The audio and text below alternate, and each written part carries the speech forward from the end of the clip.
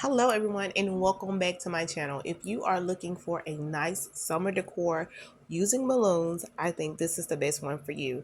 And also this is the most easiest way to make a ice cream cone using balloons because you do not have to use the 24-inch balloon and you do not have to use a whole bunch of 5-inch balloons, just a couple. So I hope you guys enjoy.